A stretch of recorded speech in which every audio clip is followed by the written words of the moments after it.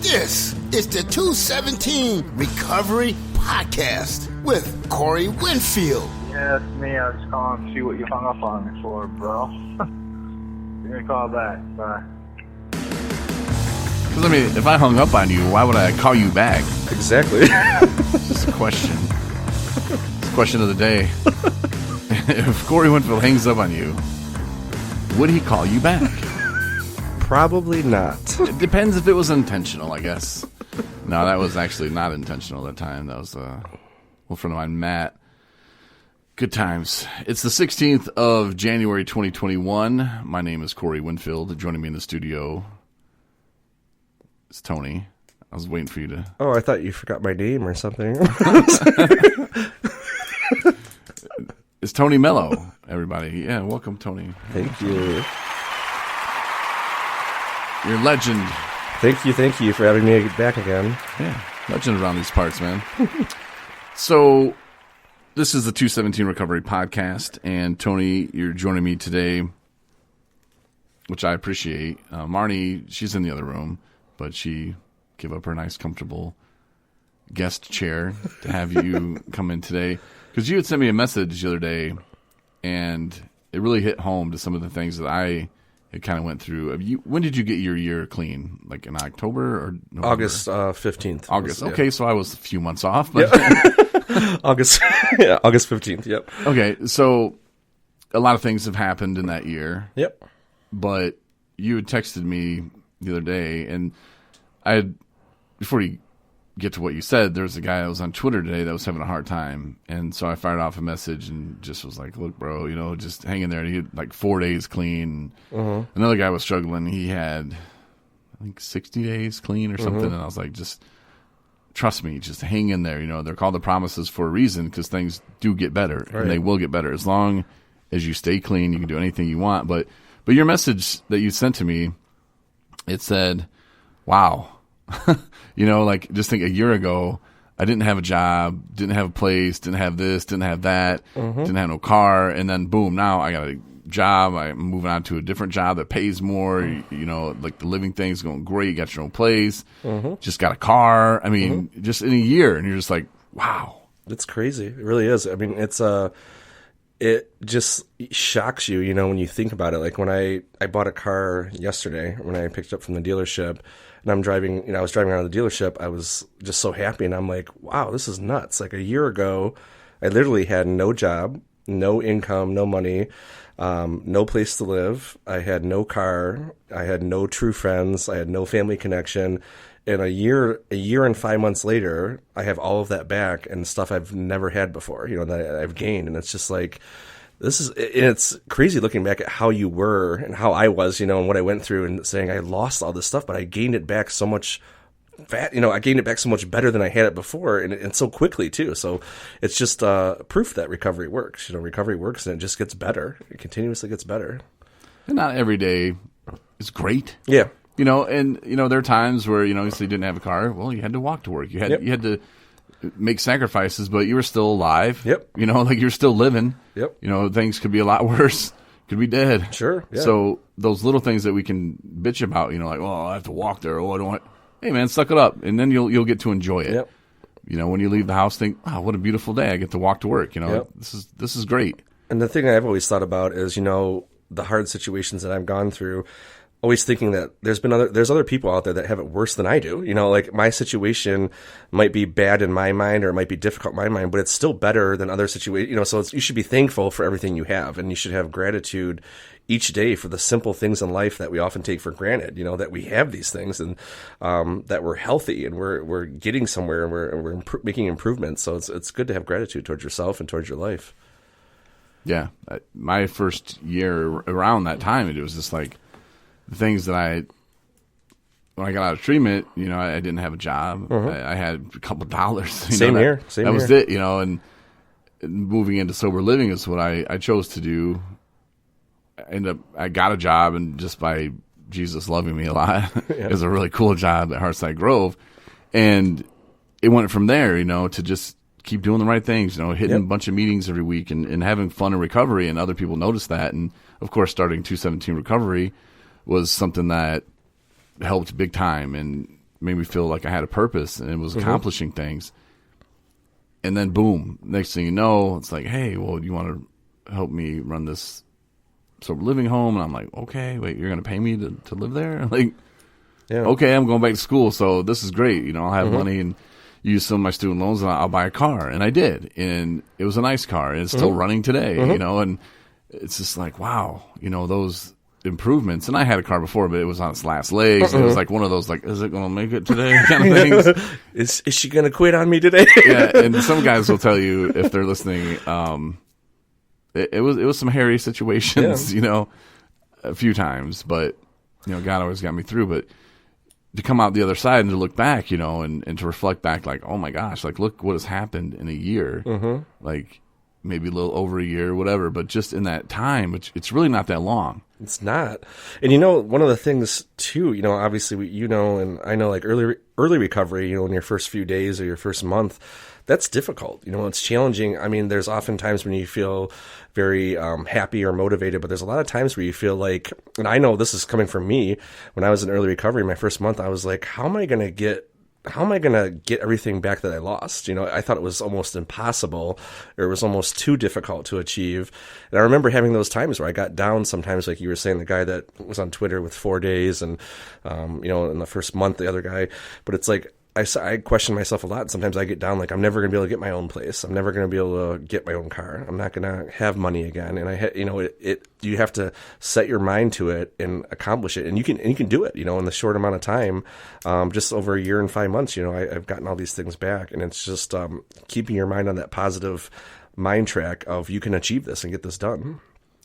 Setting your mind to it. Yeah. Like you said, we talk about writing it out. You know, what are some things you want? Write out 5 things you want in a year, and I'll be damned if you don't have them. Yep. You know, you stay sober, but I wonder how much of that is, you know, the guys that are in early recovery, and I went through it too. You know, having 4 days, 5 days a week, 2 weeks, that we're so close to that misery that it's almost comforting to just run right back to it, even though we know, oh, this is going to be hell, and I'm going to have to detox again, but you know what? It's so close. I'm so not even far away from it that it doesn't matter anyway. F it.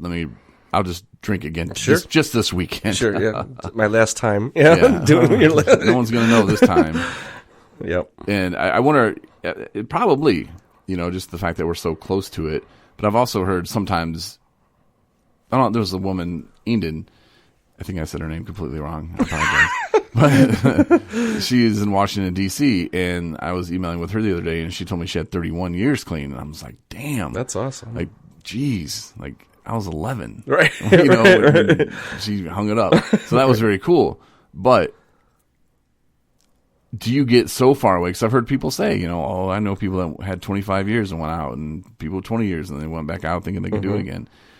You know, I wonder if, I was thinking about this today when I was brushing my teeth, and I don't think I'll ever forget the pain of being drunk. Yes. Now, your brain will jump in and try to tell you, oh, man, don't you remember that good time? That one time it was so fun. That buzz is so great. No, see, I know that's a lie now. I know that is 100% fact a lie. Yep. So even if my brain does try to come off and tell me that, I know it's a lie. So, okay. But one thing I don't think I'll ever forget is that pain that I had and the misery that I was in. Yep. I don't think I'll ever forget that. 31 years, 40 years. And that's the one thing, you know, I talk about at work in the group therapy sessions I do. Like I talk about, you know, when you have a trigger or you have a craving or you have a flashback to a memory of alcohol use or drug use that we had, you know, I've trained my brain into, I'm not going to think about the good things and the fun times that there may have been. I'm going to think of the horrible times and the difficult times I went through. And like you said, exactly like you said, the pain. You know, when I think of going to jail for 33 days and being court ordered to go to a recovery program for 30 days, that was not fun. You know, when the cops came in, you know, raiding my house, that was not fun. When I lost all my stuff, that was not fun.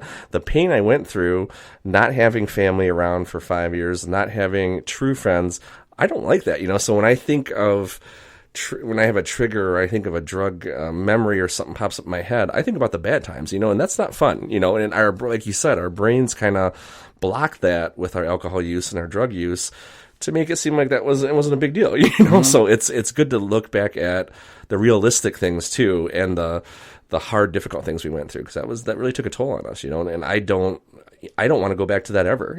I definitely don't. No. And I was telling the guy the other day, I was like, well, maybe if you pay me $1 million, that's a lot of money. But man, that's a lot of money. And, but I don't know what else would make me pick up again, even same here. The worst situation you could imagine could happen, and I wouldn't think, oh, let's go drink over it. That's going to make it better. Because I know it's not, and then I can't stop, and then I lose everything. Mm-hmm. Yeah, absolutely. We had this lady the other day. I don't know what her deal was, and maybe she needs help. And I asked her if she needed help, and she didn't respond. I don't know if I should read you the whole Facebook thing she had sent, but it kind of puzzled me at first. What'd she say? Well, she said that, hey, I just want to let you know that Marnie has been drinking and using since the summer. What? Since June of 2020. And I'm like, okay, clearly she's not talking about my wife. Right. And Marnie from 217 Recovery, Marnie Winfield, a.k.a. Marnie Liston. I was like, does this woman not know who these messages go to? Like, does she not understand how Facebook works? Right. And so I was like, I'm sorry, what are you saying? And she's like, well, you published something on your pages that was by this woman, Marnie, who went out and, she's been drinking this whole time. I just thought you should know that you would want to know that someone's publishing stuff on your website pretending that they're in recovery. And I was like, okay. First of all, if someone went back out, and it happens all the time, people can post on our Facebook or our Twitter or whatever. Sure. And, maybe they're having a good day and maybe they've got 10 years. So who cares? 6 months and they relapse. I am not one to judge them for something that they had posted. Right. Absolutely not. About recovery. That's not my place to do that, right. And I told her that, and she fired back with, well, I guess you get the last word and whatever. And wow. Yeah. What was her name? Marcy Van something, sort of with a V. Anyway, she had cause I kind of know her. She was at the treatment place I was at, Bear River. Okay. And she came in right as I was leaving, but that's why I asked her. I was like, are you okay? Because, yeah. At first I thought I was giving you the benefit of the doubt that you weren't talking about my wife, because that's just stupid. And she didn't clear any of that up. So I don't know if she was just kind of maybe going out there or something. I'm not sure. But if somebody knows her that's listening, maybe you can check on her or something. But for her to come at me and then try to make me feel like the bad guy because we were publishing stuff by somebody that was relapsing or something. I really don't understand what she was trying to do. Sure. Just stir the pot. I really don't know. Yeah. That's interesting. There are things that people do. There's things that I've done when I've been drinking that I regret. Things that I've said that were stupid. One guy, I remember Brendan or something was his name, and I barely knew the dude. He worked at Bear River when I worked there. I maybe said 2 words to the dude, and it was over him wanting to quit the job because he didn't like his boss. And I was like, bro, you're getting too worked up. I was like, don't drink over this. Nothing is worth drinking over. Nope. And he's like, ugh. And that's the only thing I ever said to him. And he starts firing off stuff on Facebook saying that I use the podcast as a source to hook up with chicks, and I've hooked up with over 15,000 women. Oh my God. And I was like, this dude Come on. is off by a couple. Yeah. Off by a couple. No, but I was just like, what the hell? And then Marnie's looking at it I'm like, I don't know. I was like, I have no idea. Maybe he has me confused with somebody. I don't know. I mean, kind of flattered that he thinks that, but no, I'm not a slut. So I don't know. I mean, there's nothing wrong. If you want to hook with 15,000 people, go right ahead. But that's a lot. 15,000. Yeah, I'd be worried. I'm sure I would be worried too. Some kind of disease that had gotten into my stuff from other stuff. But I don't have that. I never had. Thank God. Yeah. Not there's anything wrong with it, man. It happens. I've heard many times. Just because you have this or that doesn't make you a dirty person. It doesn't, but I haven't hooked up with 15,000 people either. Me either. Like, guaranteed you catch something. Yeah, I don't know what sure. the odds are on that. I'm sure it's guaranteed you can get something. I would say probably over 80, 90%. I would think you so. Would catch something. You'd probably have to. Yeah, I can't imagine it be any lower than that. That's a whole city. Like the city that I grew up in, Coloma, Michigan, is only like, I don't know, 5,000 people. That's with the township. It's a couple cities. Bring the township in. Now come back for 2 more days, and Corey should be done. That's a lot of people, man. Yeah, that is. How do you even hook up with that many people? I don't even know how you'd have the time for it. Like, I don't think Will Chamberlain hooked up with that many people. And that dude said he was hitting all kinds of stuff. Yeah, for sure. But I don't know what makes people do that. I have no idea. I And don't know I wrote either. that dude That's directly and was like, bro, what's your problem? Yeah. And he never wrote me back. So I don't know if he just kind of sobered up and thought, what the hell was I doing? Right. That's weird. Huh. I don't know. But I had no beef with that dude. And then here he comes at me. I'm like, what are you talking about? At least he spelled my name right. Because some people will leave out the E. Really? Yeah, it pisses me off. I've It's never done that. Corey. Yeah, I've never done that. Left out the E. Yeah, people do, man. It just drives me nuts. I'm like, that's not my name. It's Interesting. very disrespectful to spell someone's name wrong. Just saying. Yeah. So, yeah, so we'll pray for Marcy then, I guess. And Yep. hope she's okay again. Hopefully she is. Not sure what she was thinking, not sure what was going through her mind, but, you know, our Marnie has not relapsed. I lived with her, and we're married. And, yeah, so if you ever hear some crazy stuff like that, you know. That is nuts. Just be like, okay. You know, and I've heard rumors about you, Tony. Oh, I'm sure. You know, we talked about them too, and it was kind of funny and comical, and it was like, you know, and I didn't even tell you about it at first because I was like, there's no point really. Yeah.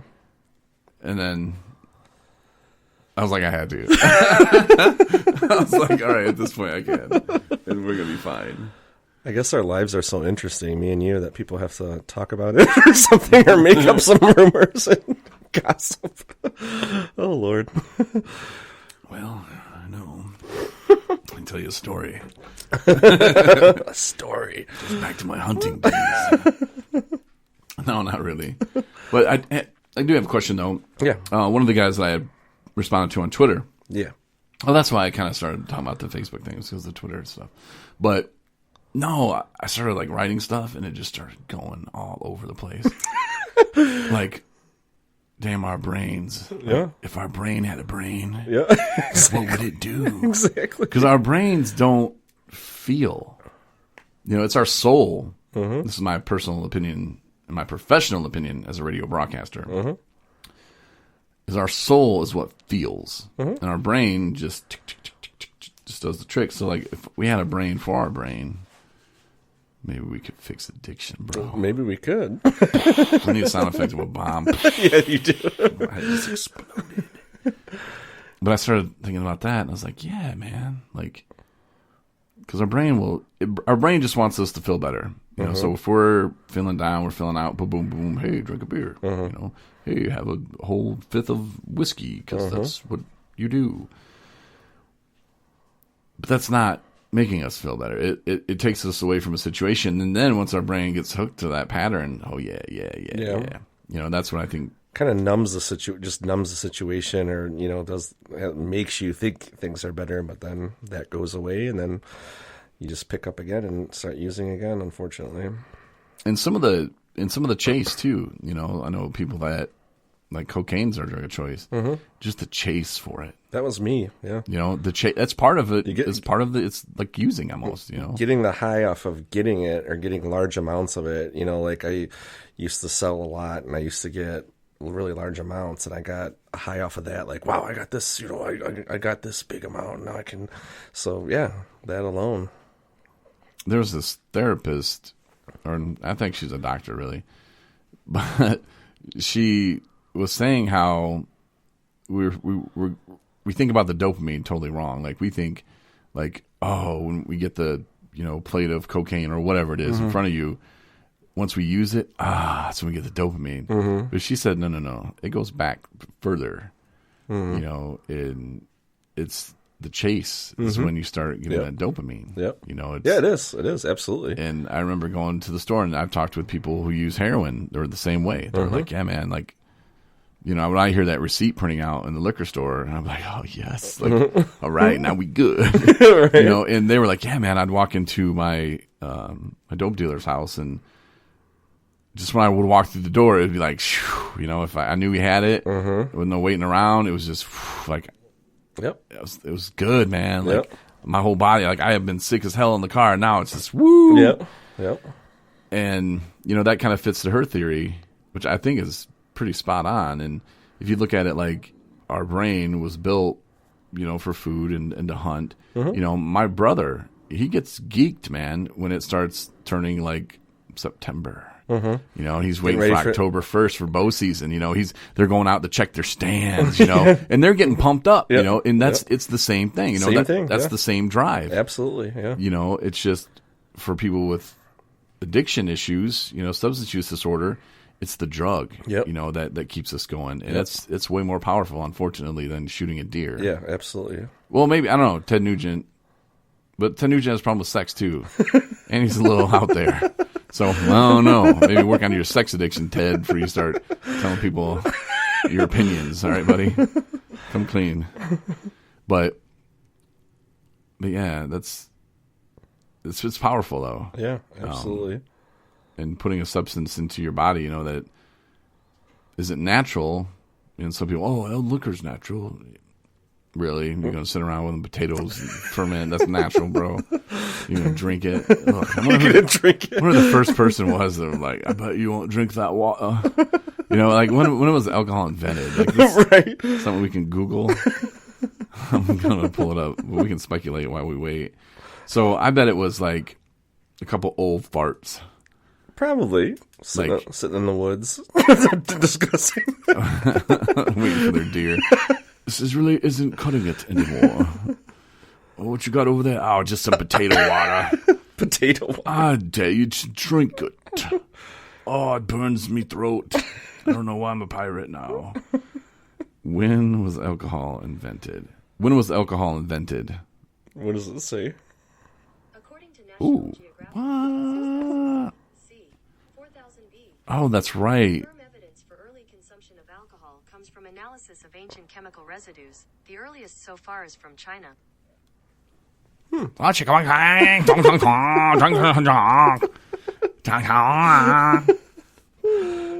People actually listen to us in China, so they probably don't appreciate that. Oh, probably not. Well, I don't appreciate my delay in shipping either, bro.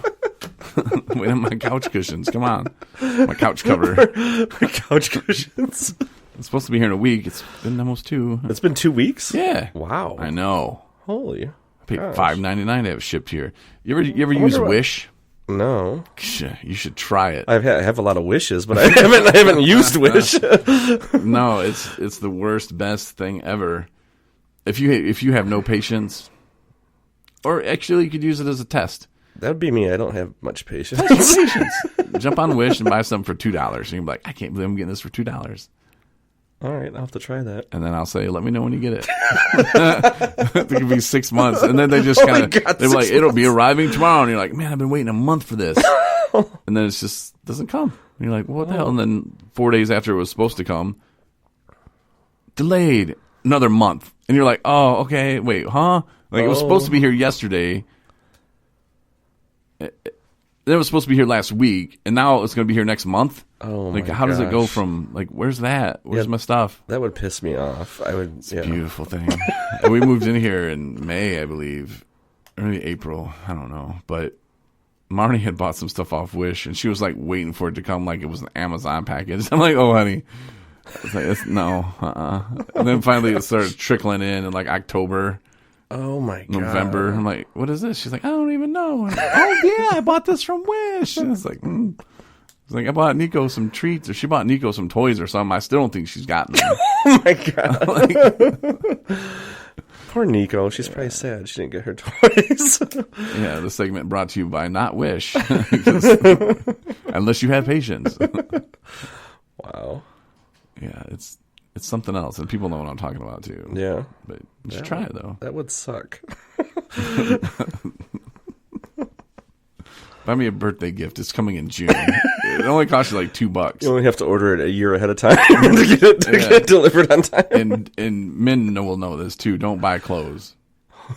A large is not a large. A large is for a large Asian person from China.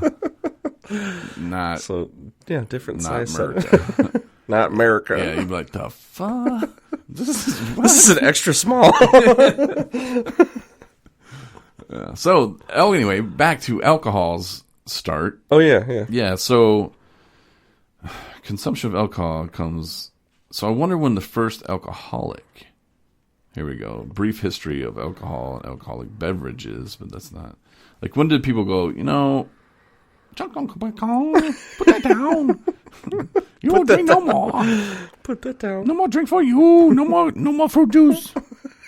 Fermented grain, juice, honey, been used to make alcohol. Thousands of years. 7,000 BC in China. 7,000 BC. In India, called Sura. It's distilled from rice. And people, actually, India is our number 2 listened to country now. Really? Hey, everybody in India, what's up? What's up, Thanks India? for listening. We appreciate it. So, how come so this has been going on A long time. 7,000 years before Christ. So, 9,021, maybe 26 years. Oh my gosh. And we haven't figured this out yet, huh? So they're leaving it up to us, huh, Tony? It's me and you. We got to figure this out. Jesus, come on. I know you had a purpose for us, but come on. This is a little much, don't you think? Just want to get a brother to treatment. Give him a safe place to live, Have a nice place to go for meetings. Is all we're trying to do here. Native American civilizations developed alcohol beverages in pre-Columbian times. Corn, grapes, apples called chica. Chica. I'm sure I'm saying that wrong.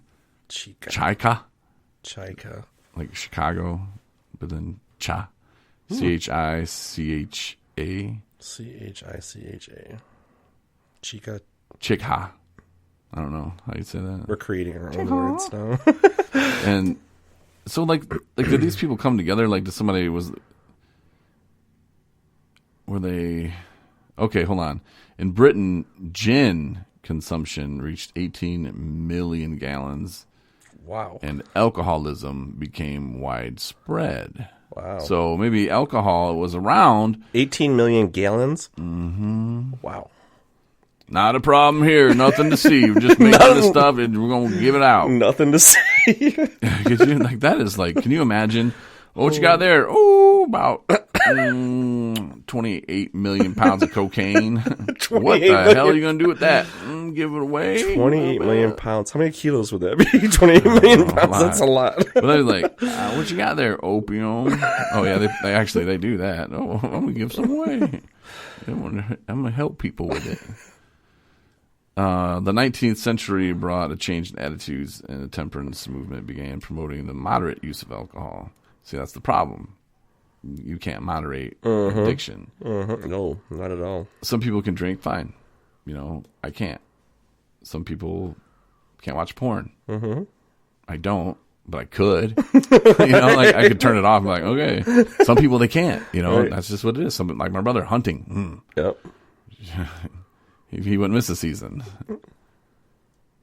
The illegal alcohol trade boomed in 1933 with Prohibition. Of course, that started in 1920.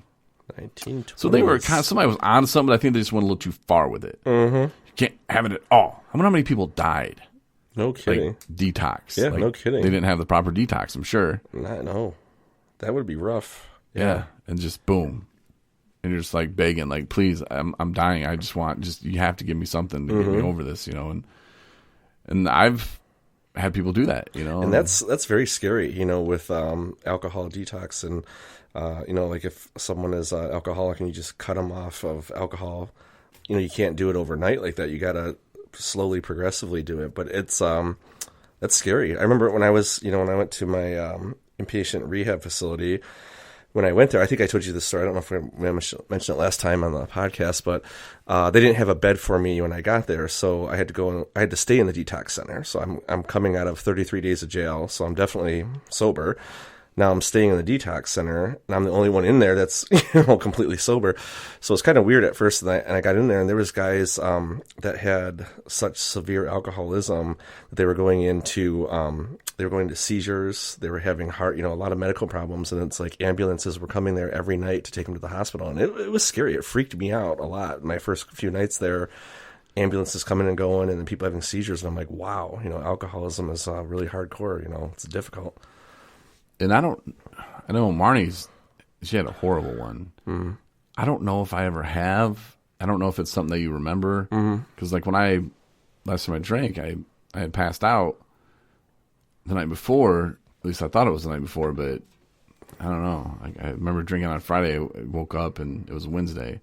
Oh, wow. And my mom was the one who told me, and I thought it was Monday. And she's like, you didn't pay your rent? And I was like, yeah, I'll pay it Monday. She's like, honey, it's Wednesday. And I was like, the fuck? Oh, my God. Looked around the room, empty bottles everywhere, and I'm like, oh, my God. And I had like, how your door has a handle on it. Well, that went through the drywall. So apparently I had like smashed into the bedroom door, and that went through the drywall. Oh, wow. But I don't know if I would have had a seizure, and I don't know if you remember them. I don't know. Mm-hmm. But I don't know anything that happened. So yeah, that's scary. But to my knowledge, I don't think I've ever had one. But yeah, I don't ever want to see one either. Well, no, I have seen one. Mm-hmm. I was working at a place, and a guy had one, and yeah, that wasn't pretty. Just to see the confusion on his face, it's just like he didn't know where he was at, what was going on, mm-hmm. And then other people there were like, "Go in the bathroom with him." I was like, "No, mm-hmm. No, he pooped himself. I'm not taking care of that." Yeah. Here's what I get paid an hour. What do you get paid an hour? Maybe you should go in there, Right. I wonder why I didn't last long at that job. I don't know. Maybe it's because of my work ethic. Who knows? Or maybe it's because I understand the importance of the social and structural ladder in a business place, and I know where I get paid, where my duties fall, and I know where other people get paid and where their duties fall. Yeah. I don't know. That seems like something important. A guy just had a seizure. He's got doo-doo in his pants. How am I going to take care of that person? Right. I don't have the pay grade for that. Right. That's double duty. Right. For sure. Just saying.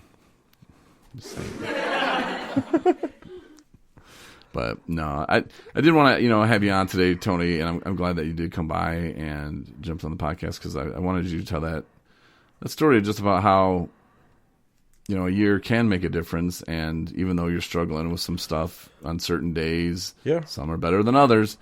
Just keep in mind, keep your eye on the prize. Look down the road at what you want, and it gets better. It will get better no matter what you think or feel at the time in early recovery. I thought I wasn't gonna get back what I had, and I wasn't gonna have an improved life, or I wasn't gonna be happy, and I was incorrect. I'm happy now with true happiness, and I've gained everything back. So it's possible. And same thing with you. I mean, you've done the same thing with recovery too. So it's definitely possible. Always keep that in your mindset. Do you remember what I told you? When? You tell me a lot. What are you talking about? When you texted me that, and then I fired back at a text. Oh yeah, you said just wait. There's more coming. You'll be married and having kids or something like that a year later. I said, is that me or is that you? That might be you. I mean, a year ago, if you say, "Hey man, you're going to be married and really pursuing this kid thing," yep. I'd have been like, classes just started, bro. Like, I'm trying to finish this, and I'm trying to get out our 501c3, Yep. What are you talking about? Yep. I wouldn't have seen it coming. And that's the beauty of just kind of letting life happen as it's supposed to. Mm-hmm. Sometimes we have to make decisions, mm-hmm. but trying to force things sometimes doesn't really work. Trying to force things or trying to control everything, you just got to let it happen, and what's meant to happen is meant to happen. You'll be introduced or meet people in your life. They'll come to you. Like, I didn't know you, a year ago, and look where we are. We're hanging out all the time now, talking all the time, doing podcasts. But yeah, I mean, the things in life will come to you. You just can't force things. You can't control them, and you'll meet people. The people you're supposed to meet will come to you, and things will work out. You always got to keep that positive mindset, even on the hard days. Yeah. Here we go. You said, are you going to be doing a podcast with Tony Mello? Like, You're like, where's Tony Chris? who? Where's Ryan? Tony who? Where's Dustin? Yeah, Tony who? And it's crazy when you think about, just a year ago. It's not that long ago. A year ago is not that long ago, and there's so much that has changed.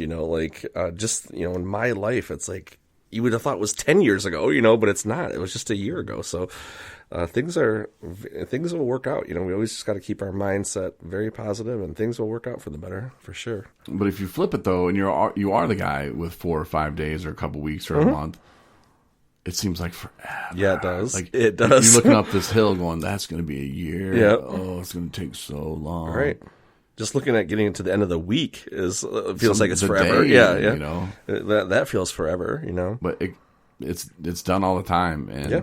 Tony and I are here to say, like, 100% it will get better. Yeah, absolutely. Just stay on task, stay on point, don't use. Yep. If you need to go to treatment, and take it day by day. Don't. I always often overwhelm myself with thinking of too many things, and next week, and then next month, and I got to do this, and I got to get this, and it's like just take it day at a time. Just for today, like we say, one day at a time. Get through today. That's the thing. Get through the day clean. That's the goal. And take it one day at a time. And you might not have said the right things to people. Maybe you're irritated, agitated, Sure. Whatever. Okay, people make mistakes, but it's nothing to go back and use over. No. And if you're thinking, oh man, I can't go back to treatment. I was just there a couple months ago. When I call, they always bust my balls. Tell those people that's not their money and that you don't appreciate that. Yeah, absolutely. Because that still happens. You call to a place, they're like, oh, we got to call this place to get, approved. And you call and they want to do an assessment. And they did it to me a few times. They're like, oh, this is, you were just there a month ago. This is your 12th time in treatment. You going to learn anything this time? Wow. How rude. Hopefully, I learned rude. some stuff last time, just not enough apparently. Yeah. Yeah, but they still kind of will do that to people. And They shouldn't do that either. That's they shouldn't. horrible. It's very disrespectful, rude. Yeah. But it happens. That's unfortunate. So just be prepared. And if they do, I don't think you need to be snide or make some crude remark, but just be like, hey, let's just focus on the task here. Yeah. Corey Winfield said you need to stop doing that. Yep. Tell him. You can name drop. Feel free. Name drop.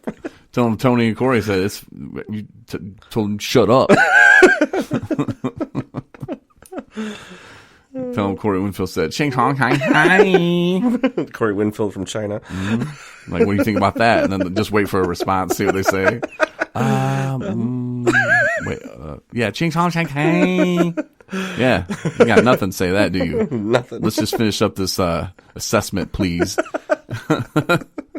Come on, Patty. Let's finish this up. Oh, man. That would be funny. I kind of want to do it just to do it. I kind of want to do it. Yeah, takes me back to my old pranking days.